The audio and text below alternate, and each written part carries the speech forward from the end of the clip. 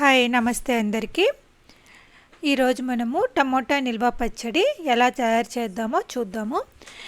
ఇక్కడ ఒక half kilo tomato తీసుకొని మంచిగా వాష్ చేసి వాటర్ అంతా నీట్గా క్లీన్ చేసి వాటర్ అంతా తుడిచేసి డ్రై చేసిన టమోటోస్ని చిన్న చిన్న ముక్కలుగా కట్ చేసుకొని పక్కన పెట్టుకోండి. ఒక నిమ్మకాయ సైజు చింతపండు కూడా నీట్గా క్లీన్ చేసి పక్కన పెట్టుకోండి.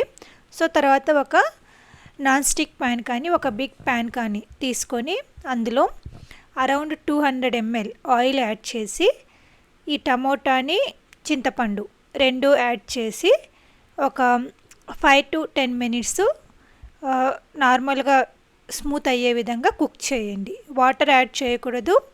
వాటర్ అనేది తడి అనేది లేకుండా చూసుకోండి. తడి తగిలితే మనకు నిల్వ పచ్చడి త్వరగా పాడైపోతుంది. సో ఈ విధంగా ఒక 5 to 8 minutes కుక్ అయిన తర్వాత మనం ఇందులో పసుపు, ఉప్పు, కొంచెం పసుపు, ఒక టీ స్పూన్ ఉప్పు యాడ్ చేసి మనకు మొత్తము ఈ వాటర్ అంతా ఎవాపరేట్ వాటర్ అంతా పోయేంత వరకు మనము కుక్ చేస్తూనే ఉండాలి. మనకి ఈ ప్రాసెస్లో కుక్ చేసుకోవడానికి అరౌండ్ 20 to 25 minutes తీసుకుంటుంది. హై ఫ్లేమ్లో కాకుండా మీడియం ఫ్లేమ్లో పెట్టుకొని మీ టమోటా చింతపండుని సాల్ట్, పసుపు యాడ్ చేసి కుక్ చేసుకోండి. ఎక్కడ వాటర్ అనేది మాత్రం యాడ్ చేయకూడదు. సో ఈ విధంగా కుక్ చేసినట్లయితే మనకు అరౌండ్ 20 minutes తర్వాత వాటర్ అంతా అయిపోయి మనకు ఆయిల్ అనేది పైకి చిన్నగా కనిపిస్తూ ఉంటుంది, ఆయిల్ తేలుతూ ఉంటుంది. సో ఆ టైంలో మనము ఫ్లేమ్ అనేది ఆఫ్ చేసుకోవచ్చు.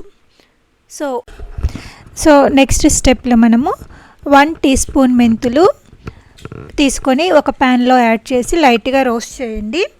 తర్వాత 1 teaspoon మస్టర్డ్ ఆవాలు కూడా తీసుకొని రెండింటిని లో ఫ్లేమ్ పెట్టుకొని నీట్గా రోస్ట్ చేసుకొని ఈ రెండింటిని కలిపి మిక్సీ వేసుకొని మెత్తని పౌడర్లా చేసి పక్కన పెట్టుకోండి.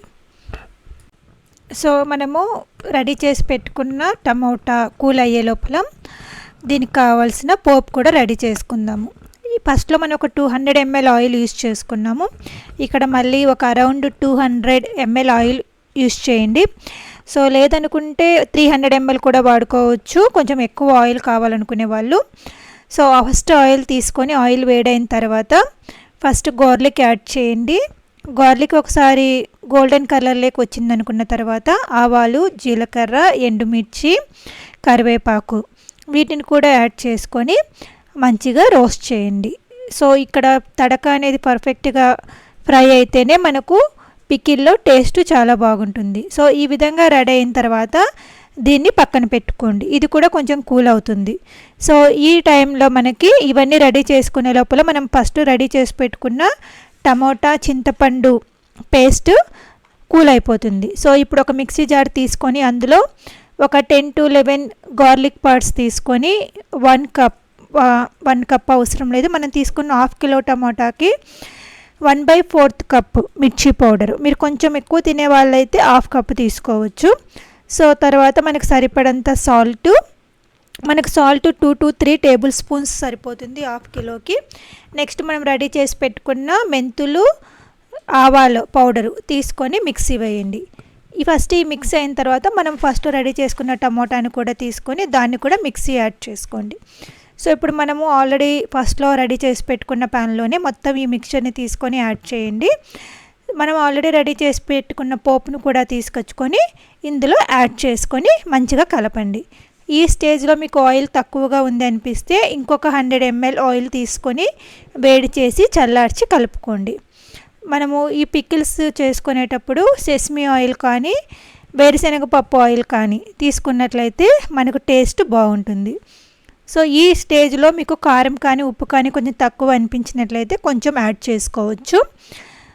ఇప్పుడు మనం ఈ విధంగా చేసుకున్న పికిల్ని మంచిగా ఒక జార్లో కానీ ఒక డ్రైగా ఉన్న సీసాలో కానీ పెట్టుకొని స్టోర్ చేసుకోవచ్చు.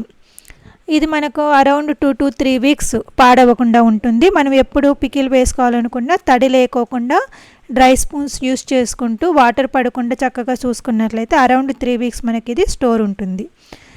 సో ఈ విధంగా మనం టమాటా పికిల్ రెడీ చేసుకున్నట్లయితే చాలా ఈజీగా ప్రిజర్వేటివ్స్ ఏమీ లేకోకుండా హెల్తీగా రెడీ చేసుకోవచ్చు. Thank you for watching. Please subscribe, share for more homemade recipes and happy cooking.